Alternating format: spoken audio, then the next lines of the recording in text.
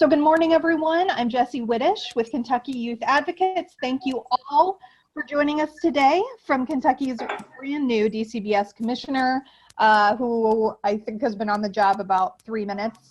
And no, July 1st. Okay. She's not even on the job. Not even on the job yet, you guys, but she's already joining us. So just a heads up that we're recording today's forum to share later.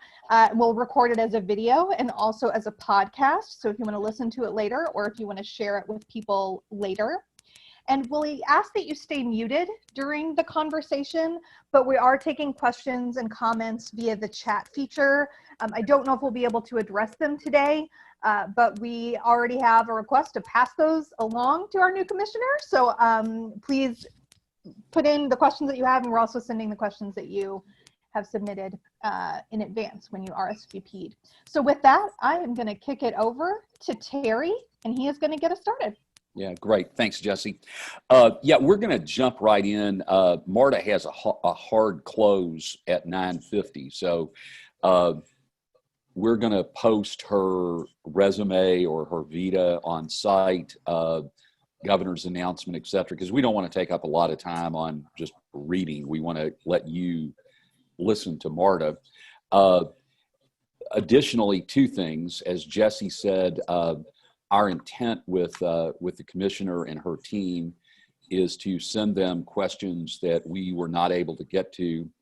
And I know Marta well enough, we'll get an answer and we'll share those. Secondly, she is going to come back and begin to answer more specific questions. So I just want to emphasize the purpose of today is to let y'all hear Marta talk at a meta-narrative level. I am not going to drill down into specific issues. So if that's what you're looking for, you're going to be disappointed.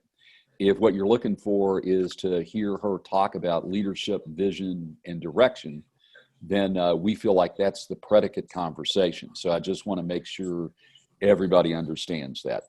I also try to always be transparent with all of the great partners on the call. So this is a very non-neutral interview because Marta's not just a colleague, but Marta's a friend. And so I can't put that aside just because now she's a hotshot state official. So I just need to be able to say that. So we're going to jump right in. Marta, the last time pre-pandemic that you and I saw one another, I believe we were in a salute to good nutrition. We were having biscuits and gravy for breakfast. And at that time, you said the biggest decision you were facing was what color coral you were going to wear in your hair when you and Carrie moved to Florida, okay? Right. So you go from what color coral in your hair and your toes in the sand to running a $1 billion department, arguably a rather complex bureaucracy. And I guess, you know, I just like to open by going, what in the world happened? Yeah, thank you. Thank you. And I remember that breakfast. You and I have famous breakfast. First of all, good morning. Buenos dias. It's an honor to have you all be interested in hearing from me. And I will be back in 3 months. We will schedule it because by that time I will have more specifics. I'll know where the coffee pot is and, you know, all those kinds of things. And that's really important. I'm sure you want to know all that. So, what happened was I worked for 45 years. My last gig was the CEO of the Center for Women and Families. I was at Eastern Kentucky for 17 years and lived in Mount Vernon, Berea for 20. So this was my last crowning jewel, and it challenged the hell out of me. And I you know, started my practice, no trauma, working 20, 25 hours a week, writing my memoir. Thank God it's written because I probably can't even write a grocery list after this. So all that was going on, and I was sharing the beauty of 2.5 years to Terry and kind of telling him, I can help you do this. You need to come on to the dark side, right? Come on to the brown side. Come to the brown side. This is lovely. And then when Governor Beshear put Eric Freelander, who I know from doing homeless work here and certainly with his long history with the cabinet, we discussed a position. 4.5 months ago. It feels like 4.5 years, but 4.5 months ago. And I thought about it. I talked to my mentor. I have a God box. I put it in my God box. And I was really clear that it's not anything that I wanted to do or that I wanted to take time to do. And I said, you know, this will be a big U-turn. I don't need another feather in my cap. I need a coral in my hair. And I think I talked to you after that. My next gig is Mermaid Author on the Beach. That's where I was headed. And then COVID happened. And I've known Governor Bashir when he was in the law practice, and then worked with him through KSAP on the rape kits and all of that. So I've known this man for about 10 years and really value his values and his commitment, and certainly being in the anti-violence, domestic violence, sexual assault field there for a long time. I really respected his integrity around that. But I had no idea he had a lion in him. I don't know whether he knew or not. But what I witnessed in his bold leadership around COVID and his non-political stance about doing the right thing for all Kentuckians, regardless of political party, has given me goosebumps. And then Eric Freelander, who is actually now my boss, and if you're going to have a boss, I haven't had a boss in a long time. I'm pretty bossy, so I haven't had a boss. It's like, and Eric was made permanent secretary. And then we had the whole Black Lives Matter and the whole racial justice and health equity discussion, and the government being fully behind that. And they called on Monday, a week ago yesterday, and they asked me to reconsider. And I had no doubt. I didn't say, I need to think about it. I didn't say, I need to talk to my husband because we're on the way to the beach. I didn't say, what am I going to make? I didn't say, how often do I have to be in Frankfurt? I just said, yes, I'm in. And when do you need me to start? And he said, July 1st. And I said, great. He goes, can you do a press conference on Wednesday? I said, yes. So over the last 8 days, a lot has happened. I felt like this time, the other was a job and a position, and I didn't need that. This is my 47th year in the field as a social worker on multiple roles.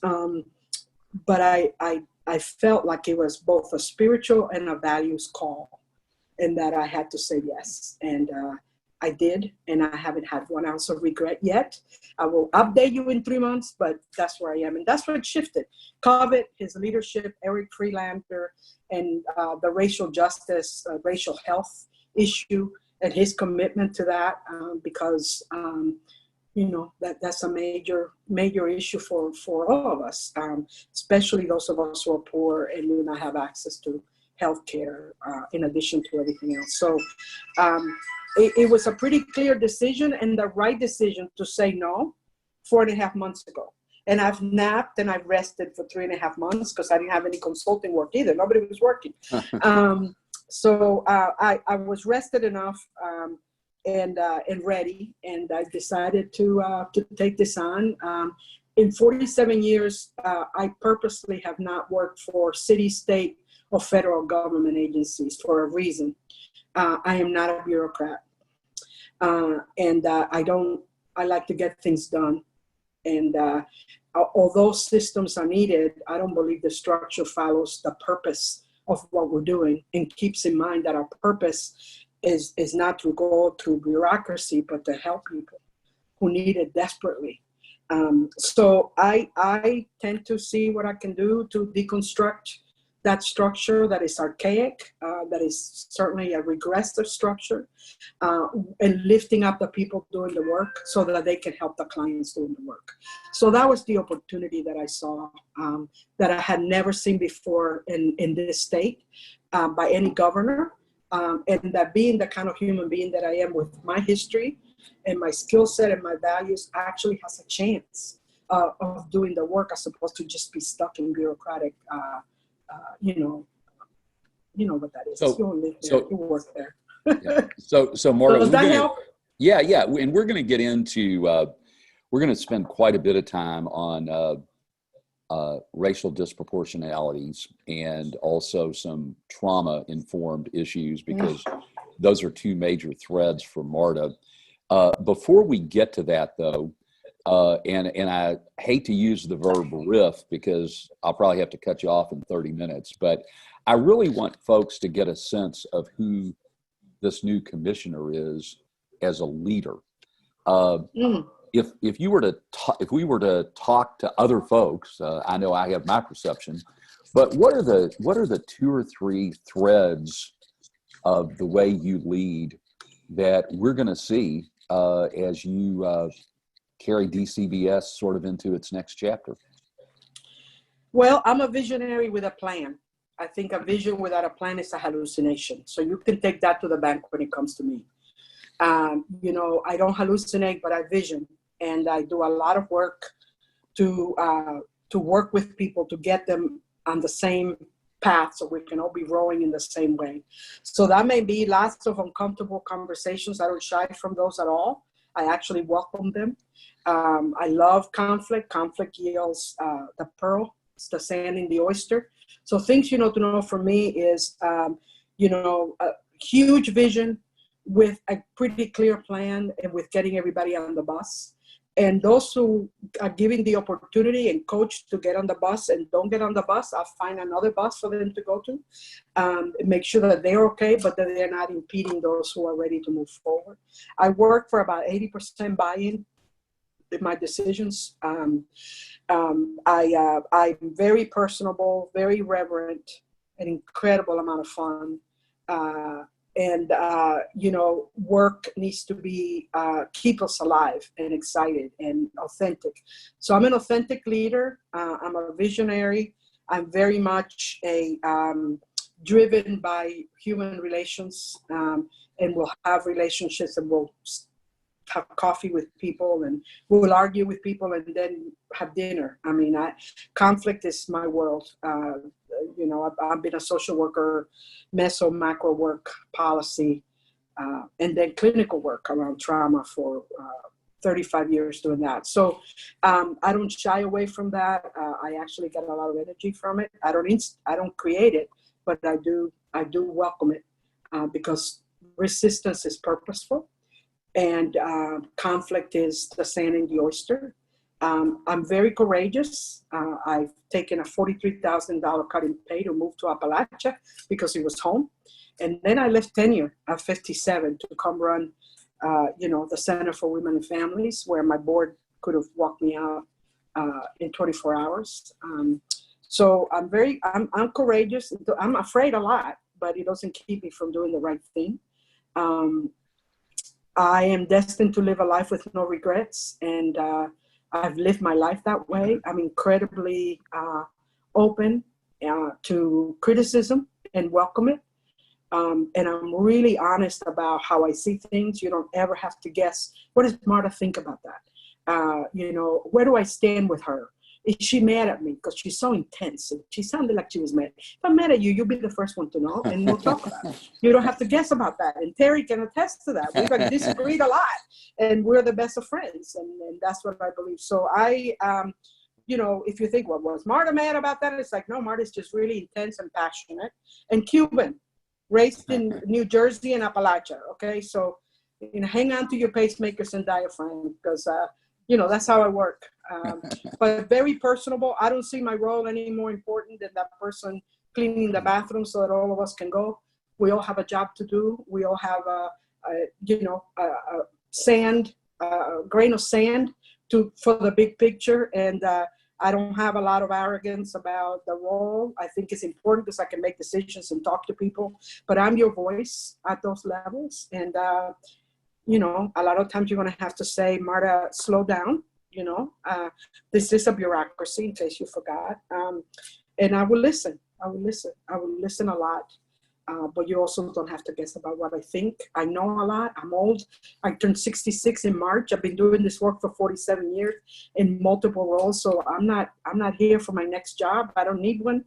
So I can really piss people off and do the right thing, because it's not like I want to ask their, you know, could you recommend me for another job? I mean, it's a perfect place to be, right? I'm really free. I'm free to do the right thing, and I'm free to lead.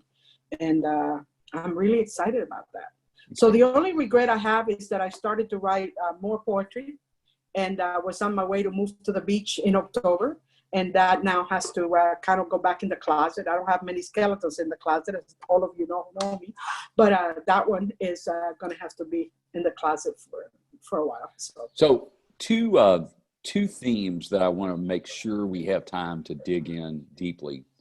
One is around disproportionality, but I want to start with the other because so much of what we did when we were colleagues, when you were at the center, dealt with your expertise in trauma. I think especially secondary trauma. There's certainly, primary and tertiary, but secondary trauma seems to be your thing. You were very much a founding force in the Community Shield Initiative, and in many ways were a very vital architect in Kosare Charity's Face It campaign that many folks on the call were part of. So I'm not the expert you are on secondary trauma, but it seems as if there are two important applications, and you can take this in whatever order you want. First would be the need to apply good secondary trauma thinking to how we treat the DCBS workforce. I think Secretary Friedlander has been on this call, as has some of his team and now your team. And they, I think, have been very articulate about that whole issue of self-care and support for frontline staff. Secondly, clearly, while families across the Commonwealth experienced adverse experiences way before COVID has changed the landscape and accelerated everything. So I'm wondering if you could take really a significant amount of time, because I think it's one of the two meta-narratives I want to dig into, and talk about secondary trauma as applied to workforce, and then the whole notion of building resiliency in a post-pandemic world for families across the Commonwealth. Right. Well, thank you. I have been doing research when I was in my graduate work at Barry University in the early 80s on secondary trauma and professional impairment.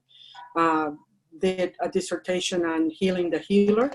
And at that time, there was a lot of resistance about social workers looking at that, because we didn't do that. Psychologists and psychiatrists did impairment, not social worker. Well, that's not true. Once we were able to get licensed and have private practice and be in isolation, that continuum of secondary trauma and professional impairment grew from minor boundary violations to having sex with clients to, just all that unethical behavior. And we were part of that. We got sued.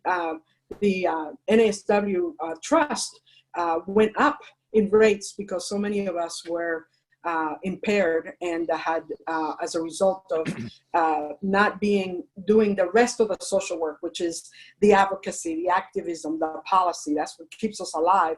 When you get there and you narrow and you're just sitting with trauma every day and there's no other coworkers to call you on stuff, we go down the drain, all of us.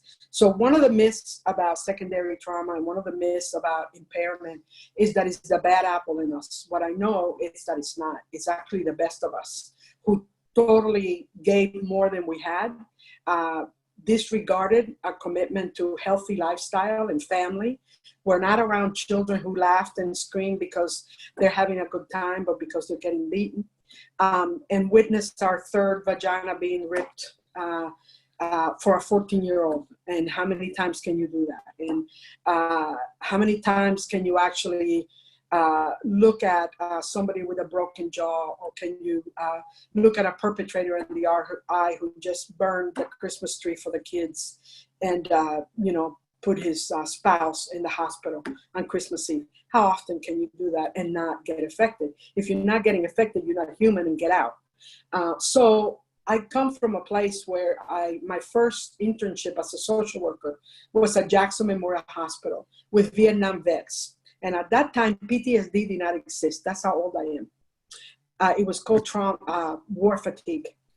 And I worked with 10 vets who had killed a buddy or a family member or their dog in a fugue at the time. And they taught me a lot. about how good people can do horrific things. And that was my beginning. That was my beginning there. From there, I worked with batterers, and then I've done a lot of drug and alcohol work, ran several units. And this is what I see.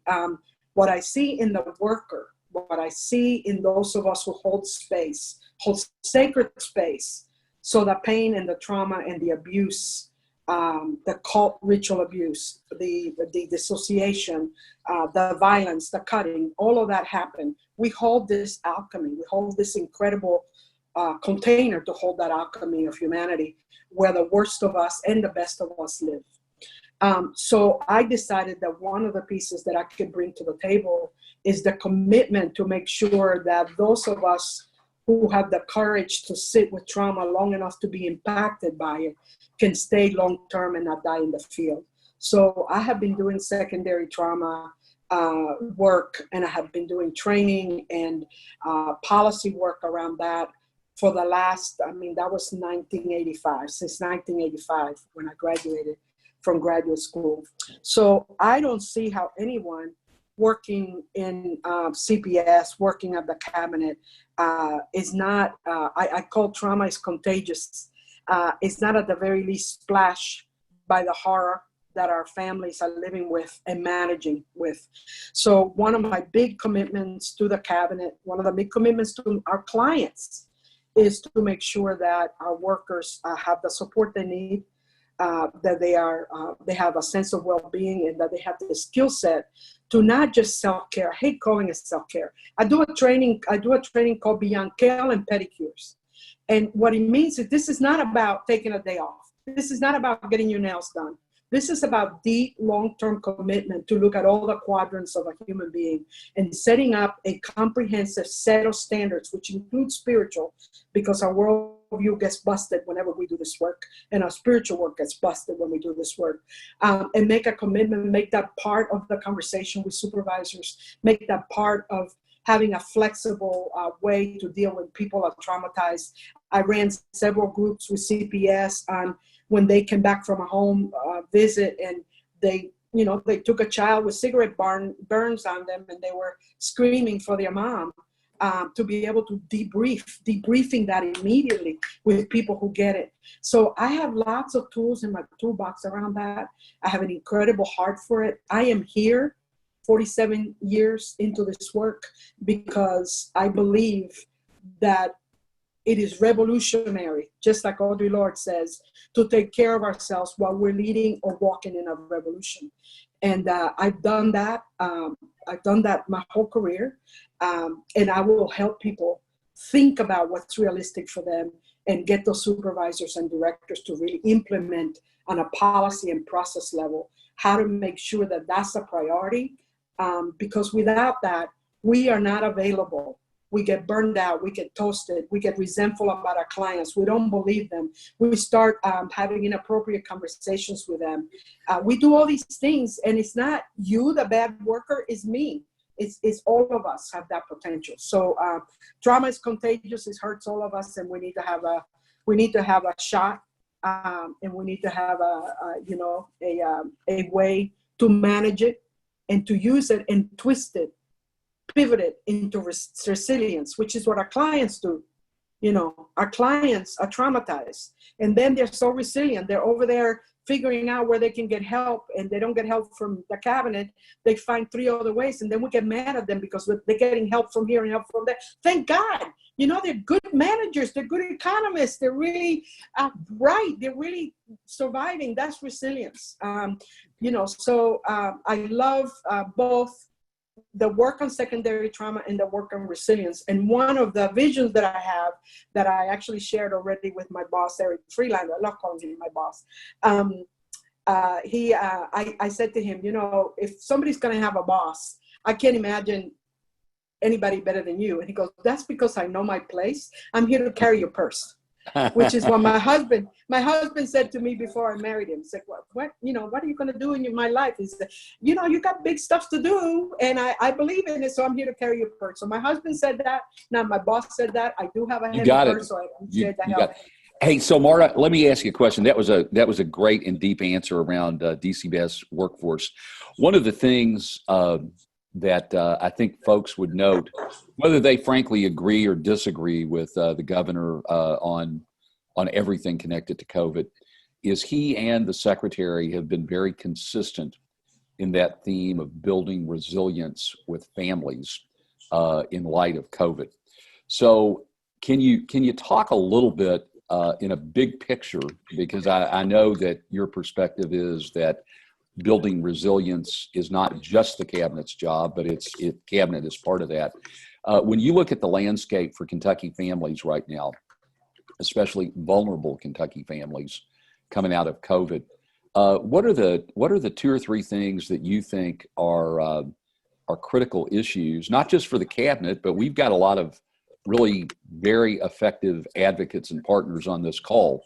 So what is your job and what is our job? What should the focus be on helping families and kids specifically coming out of this pandemic? Yeah. Well, what I think is that what this pandemic did is, and I said this in my acceptance speech, is lifted the veil on what's really going on. Folks working and living with poverty, working and living with racial trauma, working and living with sexual abuse and violence and hunger and homelessness and isolation, they know, and their families know. But the rest of it has been really protected.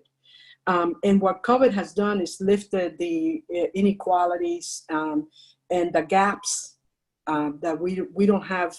We are not all in this together. Because as we move through COVID, some of us are in a really nice boat and are able to order food out and are able to stay connected to our families through Zoom and are able to, collect unemployment or whatever it is that we needed to do. But there's other boats that are on a raft and they don't have access to the food and they don't have access to the connection. And there's other folks who are in the water without a life jacket. And we are all at different levels of surviving COVID. We were there before COVID. So the gratitude for COVID is that now we all know. And once you know, you have to do something about it and you have to deal with it. So the issue of dealing with inequity and the wealth gap and the lack of access to resources and the mistrust of people to apply for support as if they're trying to steal something, when they're basically trying to survive. There's all these myths about who our clients are. The same as myths about survivors and the myths about the workers, that they don't care, that they're bureaucrats. And I know none of that is true. And COVID has really lifted. Are there people who do that? Yes, but this is about this much. And I don't know about you, but I don't care about this much. I care about this much. And the majority of clients and that are my staff are here. So I think it's really clear to look at the systems and structures that we have in place that really keep people hungry and dependent and not trusted, and that keep staff from being able to do what they know they need to do because of bureaucracy. So one of the first things is to look at systems and infrastructure. I'm a big systems and infrastructure person. That is the backbone of an organization. I can't hang anything on a body. I can't put flesh on a body if you don't have a backbone. So re-looking at that backbone, what needs to be shifted, what needs to be done. Do people need to come back to work with COVID the same way we were working before? We're doing the survey now. What have you learned from COVID? How are you able to do your job better? Those kinds of things. So we need to rethink, reassess, look at everything we've ever done and question it. And then we need to have, from that, I think policy would surface up and restructuring will surface up and clarity about what's the best way to move forward. Because, if you don't know the function and purpose and you're not on the same page on that, then you don't design the system and infrastructure to support it. The system impedes it. And the system is there to help you do the work, not to impede you from doing the work, and to help you help your clients. So that is crucial, and I think it's clear. Within that, we need to look at the racial disparities and inequity, as well as, we're Kentucky, and some of us live, I lived on 14 acres of wood in a holler, and I didn't have electricity, but I chose to do that. I chose to do that because I'm a Cuban hillbilly, and I lived in this country for 20 years before I found Kentucky, and I knew it was home. So I got a little cabin in a holler, and all my folks would bring me vegetables and help me dig salamanders out of my cistern.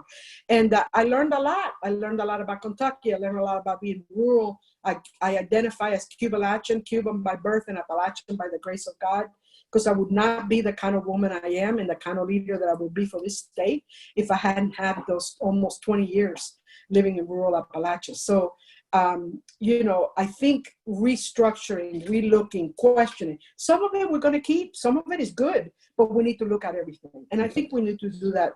We need to look like as a country. What we've assumed was working is not working. So it's our job to rebuild new paradigms that are going to support who we are and what our purpose is. And I love that work, and I invite all of you to do that work and to help us do that work. Thanks, Marta. So the other big issue that we really need to talk about is the exposure of racial injustice that has grabbed the headlines. And, we know all the events. Folks at varying level are suddenly much more aware, whether it's white fragility or Black Lives Matter or other phrases that are getting used a lot. But Marta, you were talking about this before it was cool to talk about it. And I think the thing that I always sensed a decade ago was that you were able to separate the wheat from the chaff. You got to some very core issues around disproportionality that will affect DCBS, will affect the cabinet, but really transcend state government. So again, participants, I just want to kind of remind everybody, when Marta returns, we're going to dig into child welfare and child care and SNAP and KTAP and lots of those issues. But the clear intent today is for y'all to get a macro view of her view. So again, I want to make sure everybody's on the same page. So Marta, again, I'd like to give you sort of an openness to just reflect and riff on not just the cabinet, but where should we be as a state? Where should we be as a nation? Where should we be as individuals as we confront the pandemic of racism? Yeah, thank you. And what I know is that this is not a new issue. I've been a community organizer and an activist on racial justice, queer justice, humane immigration reform, women's rights, all of that. I'm an intersectional feminist. I don't believe leaving anybody behind works. And I've always worked on connecting in that core middle space where all of us agree, and then let's the rest of the people work on the stuff that we don't disagree. So I really think that what I bring is the fact that all of us need to come with us.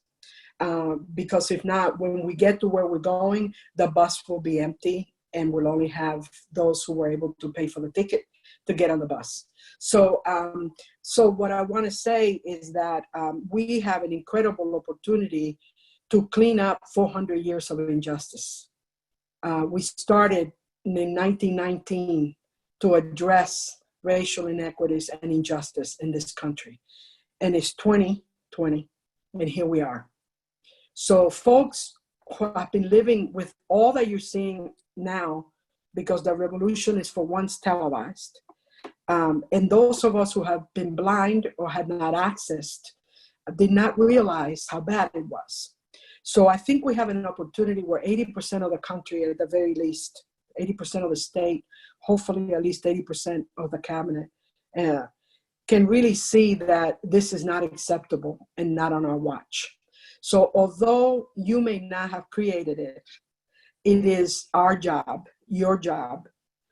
It is a we action for us to clean it up and for us to create policies that are just and that really lift folks who have been suffering a really long time. So this is no time for guilt. This is no time for shame. This is no time for fragility. This is no time for people of color to take care of you. This is time for white folks, particularly, to take a lead, to create affinity groups, to create book studies, to challenge the stuff we swallowed because we thought that's what the way it is, and it isn't, and it hasn't been. So it's a challenging time. I'm calling on all my white friends and coworkers, particularly those with privilege, to really do a self-assessment and to really realize that the world is different for many, many folks. So I am excited that the world has woken up. I was in the domestic violence, sexual assault movement for 38, 39 years, with hashtag #MeToo came to the forefront. And people were having conversations that would never have this conversation. Those of us who were advocates, we knew it. Those of us who were survivors knew it. Well, that's what's happened with racial inequity, with police torture, with brutality. We need to hold space. We need to cherish the resilience of our Black brothers and sisters. And we need to dismantle a system that has kept them in slavery on multiple levels. We have no leaders, very few leaders of color in both nonprofit and private sector. That is not by chance, that's by design. We have very few people of color in our cabinet. That doesn't make any sense to me. We cannot continue to do the same thing we've done and expect a different result. We must create a new way of rethinking and redoing this work. So the challenge is huge, but the opportunity is just as huge for us to actually be the America that my family took a risk and left everything for. I'm an immigrant, I'm a refugee. I came at age 12. I think I'm the first Latina and first immigrant to lead the cabinet, and I'm honored by that. I have a lot of skeletons behind me that died trying to get here, and a lot of people in cages waiting to get here. So I don't take this position lightly, and I don't take your role in it lightly. But this is not little stuff. This is big stuff. This is big picture stuff, and it's heart and mind and policy and structure. Because if not, it's not going to be sustainable. So it's not about feeling bad or being guilty. It's about what can I do to change in my sphere? What can I do? What policy am I using that is really based on white supremacy? What can I do to really create a function that's going to serve my clients and protect my staff? How do we cherish the people that are carrying this state and that we're responsible for? I hope that answers your question. No, that's great. So Marta, if there's three themes that I think you bring special insight to, we've covered two: trauma and equity. The third one that I can't even imagine us beginning to talk about DCBS's job, the role that so many folks on this call play, and the future of kids, without talking about the pervasive impact that the drug epidemic has in every part of Kentucky.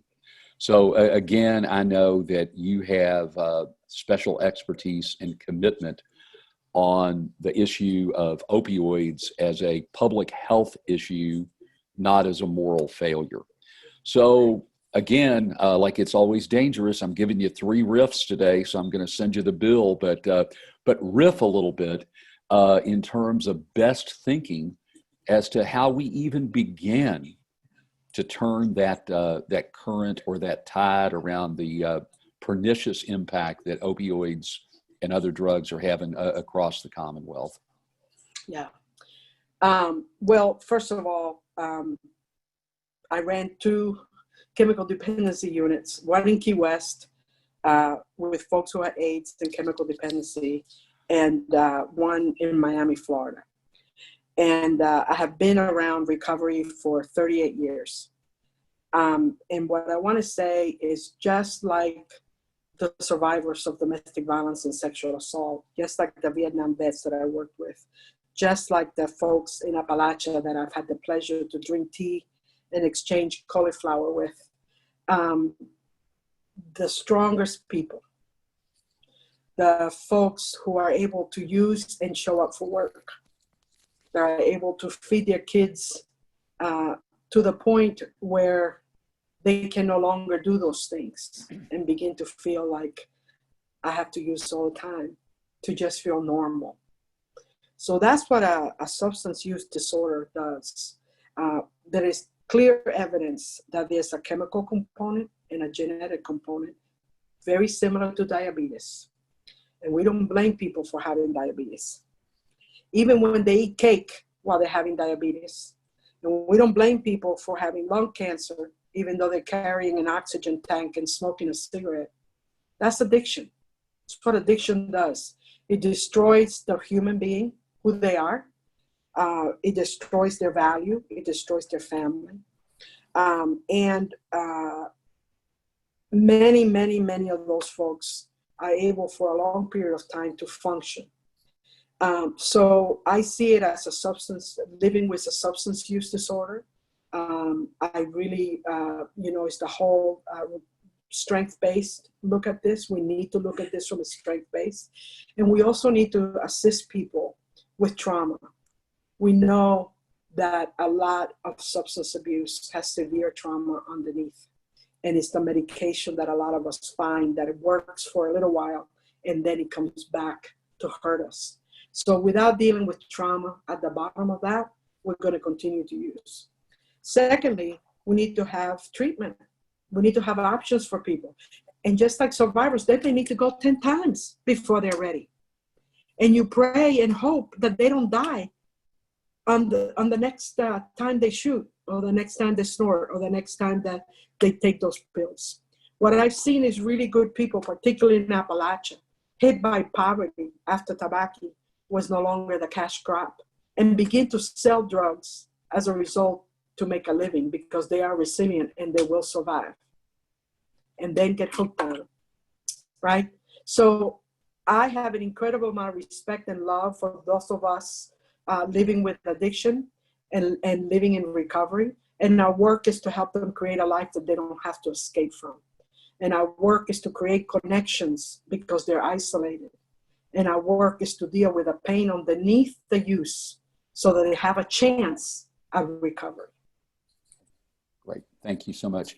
I'm really saying this to participants, there are a million things that Marta does far better than I do. The one thing I do better than her is pay attention to the clock. And as late as yesterday, she said to me, the 3 things I need you to do is to get me out on time, get me out on time. Please get me out on time. So I'm paying attention to the time, Marta. But there is no way that we can have you leave without inviting you to sort of give us a benediction, so to speak. Look ahead to your challenges. Look ahead to the legacy that you hope that is your legacy and Eric's and the governor's at the end of the terms. And so I'm paying attention to the clock. I need a 4-minute benediction, Commissioner. Well, I have an inner Baptist preacher, and I'll start with everybody wants a little something, something. So I know that all of you want something, and that I'm supposed to deliver. I know that. So my benediction is that we have the opportunity to change Kentucky. We have the opportunity to change the dinosaur bureaucracy of this cabinet. We have the opportunity to create systems of change that will revolutionize how we treat human beings in need, which is our task. How we lower that rate. The number 1 in the state for child abuse. How on earth can we go to sleep with that? I can't. You can't. Right? Not acceptable. That's not what Kentucky's about. We're about family. We're about space. We're about, land. We're about songs. We're about quilts. We're about, iced tea and chickens running through my kitchen. We're about, incredible music, right? We're about all that. We're not about hate, and we're not about abuse, and we are not about giving up what is best of us. So I am sorry that the system that you are all working in and that I have said yes to was designed for 1950. We need to design a 2020 system, because we now, like Maya Angelou says, we know better and we must do better. And I promise you that we will. Thank you so much, Marta. So again, to everybody, Marta and her team, I hope, will be a frequent guest, because what we want to be able to do is take that huge bureaucracy of the DCBS and break it into somewhat parts so we can get policy specific. But Marta, thank you so much. If I were to give my favorite chat comment today, someone early on, Marta, wrote, "I'm glad my camera's off because I'm crying happy tears." I think there's a lot of happy tears because I think mine too. There's mine hope. Too. And so, my friend, my colleague, and Madam Commissioner, thanks for making this kind of your first public public engagement. So you guys got to see the Marta premiere this morning, and we'll see other installments in the next few months. I'm getting you out 2 minutes early, Madam Commissioner. Wait, no, but I'm going to take those 2 minutes. Okay. What a surprise! So you know me. Don't leave a minute on the table, okay? I got a mouth. I got a lot to say. There were some great questions on the chat that if you send them to me, once I know that answer, I can respond. So please do that. I want to respond to your questions. And, all I want to say to you is we will go at a pace that is doable. We will set goals that are realistic and attainable. And we would take a long-term impact to doing this so that it can actually be sustainable, and so that 80% of us come with me. So what I'm saying is hang on to your pacemakers and diaphragms, because the revolution is here. Thank you. Okay. Thanks, Marta. Thanks so much. Again, we really appreciate you guys joining us today. And Courtney, I think you're going to wrap up and also give us a little bit of a preview of what's coming in the next couple of weeks. Yes, I am. Hi, Marta. Okay, so thank you so much to Commissioner Miranda-Straub for joining us today. We have been fortunate enough to cultivate this amazing network of advocates who have been convening every week, and to learn with us and to listen to voices from across the Commonwealth and across sectors. So it's really important for all of us to be able to hear from you, but then also to hear about the amazing work that you are doing or that you've done before, right at the outset of your appointment. So, as Terry would say, I am very animated, or I was very animated hearing about the Commissioner's feelings of freedom to do the right thing and to lead, hearing about your commitment to racial justice and lifting marginalized communities, examining and rethinking the DCBS infrastructure post-COVID, really changing the way that we understand how we support and also how we work with people who are living with substance use disorders, and then also prioritizing self-care, especially for those who are steeped in trauma work. And then just knowing that you have the skills, you have the tools to make that happen for the DCBS workforce. So thank you again so much for joining us. Next week, we are gonna start the first of 2 forums that are gonna be related to racial equity in Kentucky. So as you may have seen, the Annie E. Casey Foundation just released the National 2020 Kids Count Data Book, which includes state level data and rankings. So during next week's forum, we are going to start looking at some of that data, including data that's been disaggregated by race. And because we know that race and place and income dramatically affect a child's experiences and opportunities, we will be hearing from a few young people who can actually speak to the lived experiences of the kids who make up that data. And then the following week, which is going to be on July 8th, we will be looking more into some of those outcomes. And that forum will be focused on state policy solutions across sectors. And that'll really help us to continue to advance the conversation around achieving racial equity in Kentucky. So we are going to send out follow-up emails for you all as always. That's going to include a recording of this forum along with RSVP forms for the next 2 forums. And then we'll also send you a link to the 2020 National Kids Count Data Book and a few other things. So as always, thank you all for taking the time to join us this morning. We hope to see you all again next week, and have a great day.